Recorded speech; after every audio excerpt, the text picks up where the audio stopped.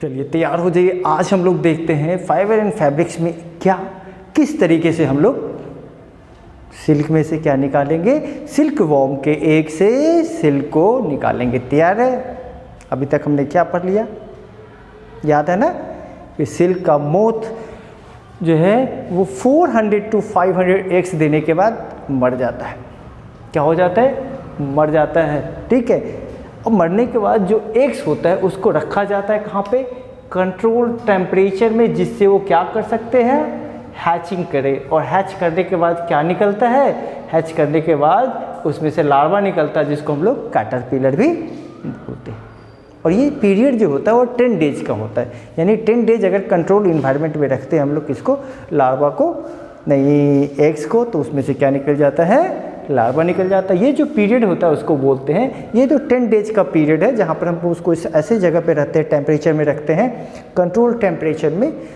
ठीक है, जिससे कि एक क्या कर सके, एक ब्रस्ट करे, उसी को हैचिंग बोलते हैं। और एग में से क्या निकल जाए, लार्वा निकल गया। लार्वा निकल गया। अब उस लार्वा को कहाँ रखा जाता है? एक्चुअली रहता ही कहाँ है लार्वा? लार्वा रहता है कहाँ पे? मलबरी ट्रीज पे। कहाँ रहता है? मलबरी ट्रीज पे। कहाँ रिएक्ट किया जाता है? मलबरी ट्रीज पे। और वो मलबरी ट्रीज पे वो क्या करता है, खूब खाता है मलबरीज के पत्ते। और पत्ता खाने से वो धीरे धीरे बड़ा होना शुरू होता है। उसको बड़ा होने में लगभग जो टाइम लग जाता है वो लग जाता है कितना, 6 वीक्स का। 6 वीक्स में पूरा खा के वो मोटा तगड़ा होके बड़ा हो जाता है। और अब उसका नाम कैटरपिलर से बदल जाता है। Yes, fully grown up caterpillar को हम लोग क्या बोलते हैं, नाम बदल दिया और उसको बोल दिया क्या चीज, पूपा। याद रहेगा पूपा क्या है भाई? सिल्क मोथ से एग आया, एग से क्या निकला, एक से क्या निकला भाई, कैटरपिलर। और कैटरपिलर क्या बन गया, पूपा। कैटरपिलर क्या बन गया, पूपा। समझ में आ रही है बात? चलो, अब पूपा को क्या किया जाता है? पूपा को बांस से बना हुआ डाली, आपने देखा होगा, वो बांस का बना हुआ कोई सामान होता है, आप कह सकते हो एक बर्तन, जिसको हम लोग बम्बू ट्रे बोलते हैं। क्या बोलते हैं? Bamboo tray. मम्मी को देखा होगा, कभी कभी चावल के दाने में से कुछ निकालना है ना, हिंदी में लिखना है उसको क्या बोलते हैं, डगरा बोलते हैं या सूप बोलते हैं। अगर जो लोग बिहार वगैरह यूपी के होंगे उनको पता होगा कि क्या बोलते हैं उसको, कमेंट में लिखना। ठीक है, बम्बू ट्रे वैसे हम लोग इंग्लिश में बोलते हैं, बम्बू ट्रे में उसको रखा जाता है। ठीक है, नहीं दिख रहा है तो मैं आपको बता दूँ, ये दिख रहा है बम्बू ट्रे, सब लोग को दिखा बम्बू ट्रे? ठीक है, अब देख लो। अब उसको बम्बू ट्रे में रखा जाता है, जिससे अपने वापस क्या करता है वो जो पूपा है वो अपने पूरे बॉडी पर एक प्रोटीन का लेयर तैयार कर लेता है, जिसको हम लोग क्या बोलते हैं, कुकून बोलते हैं। ठीक है, ये करने में उसको टाइम कितना लगता है, 3 to 8 डेज, यानी 3 to 8 डेज में पूरा अपने बॉडी पे कुकून डेवलप कर लेता है। ठीक है,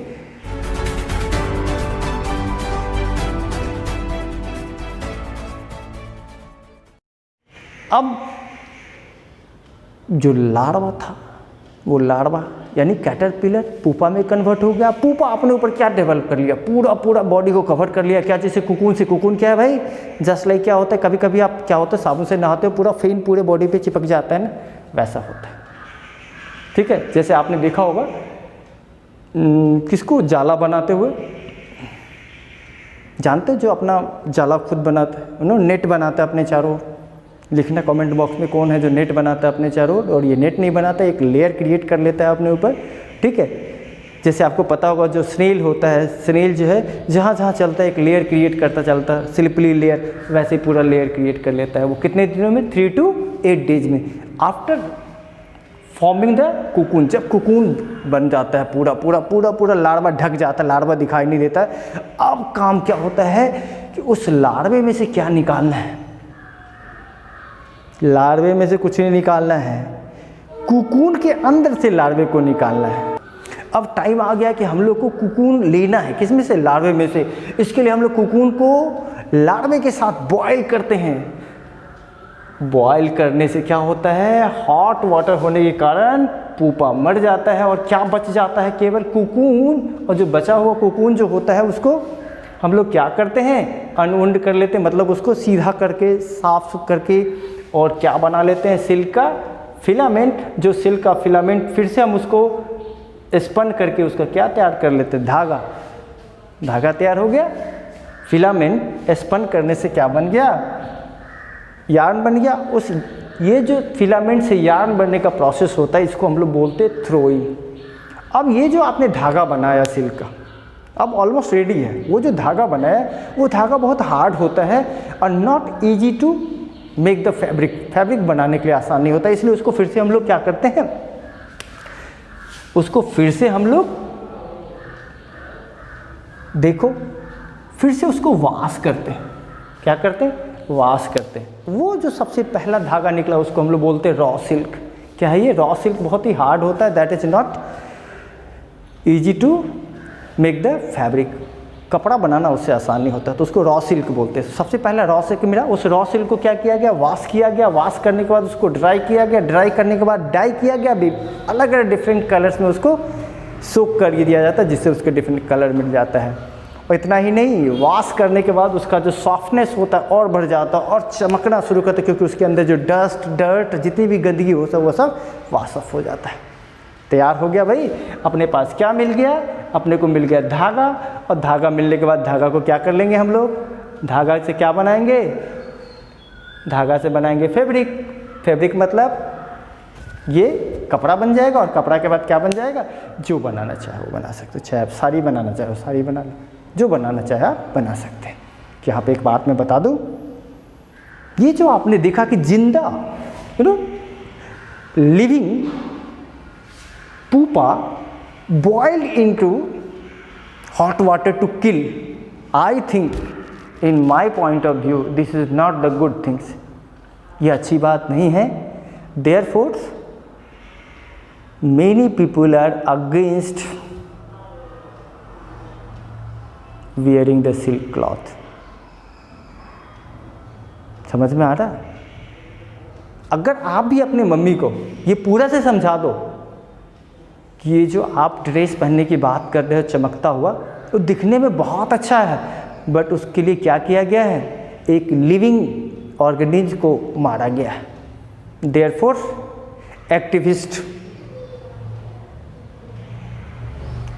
जो है, एनिमल एक्टिविस्ट जो एनिमल के सपोर्ट में खड़ा होते हैं, वो इसको उसके अगेंस्ट में।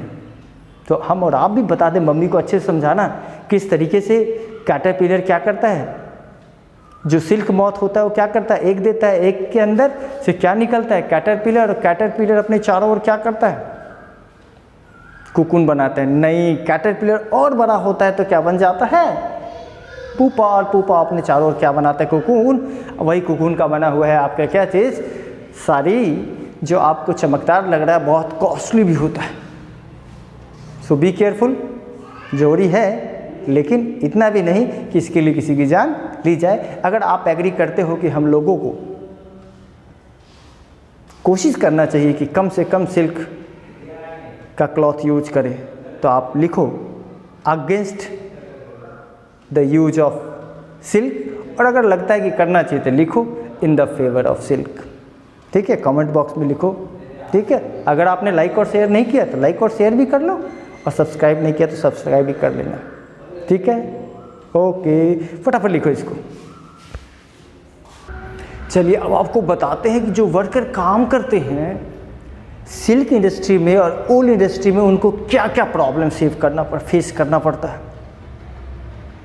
क्या देखना है, कौन कौन सा ऐसा प्रॉब्लम है जिससे गुजरना पड़ता है उन वर्कर्स को जो काम करते हैं सिल्क और वूल के इंडस्ट्री में। सबसे पहला नाम बता दो, सॉर्टर डिजीज बहुत फेमस है, जिसमें उनके पूरे स्क्रीन पे जो है ब्लिस्टर निकल जाता है, फोड़े निकल जाता है, क्योंकि उनके बॉडी में ब्लड का प्रॉब्लम आ जाता है। उनका ब्लड जो होता है ना वो ख़राब हो जाता है। क्यों?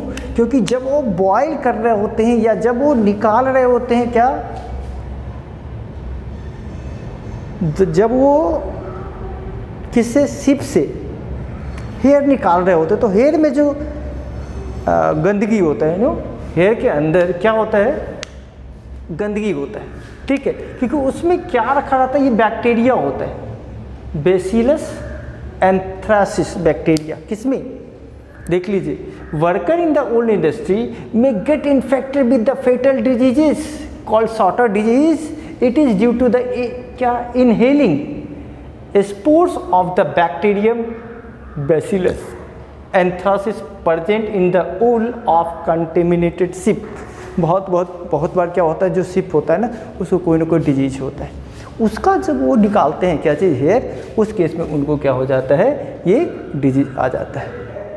अब ये कंफर्म हो गया कि जो वूल इंडस्ट्री में काम करते हैं वो जब शेयरिंग कर रहे होते हैं उस समय कहीं ना कहीं उनको इन्फेक्शन हो जाता है, ठीक है, उसको हम लोग क्या बोलते हैं, सॉर्टर डिजीज। अब सेकंड देख लीजिए, सिल्क इंडस्ट्री की भी बात कर दें, दो मैं बता देता हूँ और आप लोग अपने बुक में पढ़ाई कर लेना। लंग्स डिजीज़ के बारे में बता दूं, जो सिल्क इंडस्ट्री में काम करते हैं, जब वो कोकून को बॉयल करते हैं उस समय क्या होता है, वो इनहेल कर लेते हैं उसके वेपर को, वो जो बॉयल वाला वेपर होता है उसको क्या करते हो, इनहेल कर लेते हैं, उस इनहेल के कारण उनके लंग्स में इन्फेक्शंस हो जाता है और लंग्स में इन्फेक्शन होने के बाद धीरे धीरे क्या होता है, उनको ब्रीथिंग प्रॉब्लम क्रिएट हो जाता है, जिसको अस्थमा भी बोलते हैं। कितना प्रॉब्लम है, फिर भी हम लोग को लगता है कि सिल्क जरूरी है।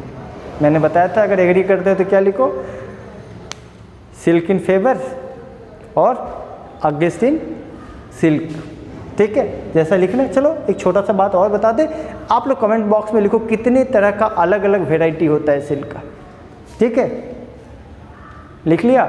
और लिखने के बाद क्या करना, चेक करना है यहाँ कि आपने जो लिखा है वो सही हुआ है कि नहीं। चलो देख लो क्या है यहाँ पे, कोशा, क्रेप, मलबरी और Muga are some of the क्या वेराइटी ऑफ सिल्क। अब हम लोग अगला सेशन जो लेके आएंगे वो होगा क्वेश्चन एंड आंसर।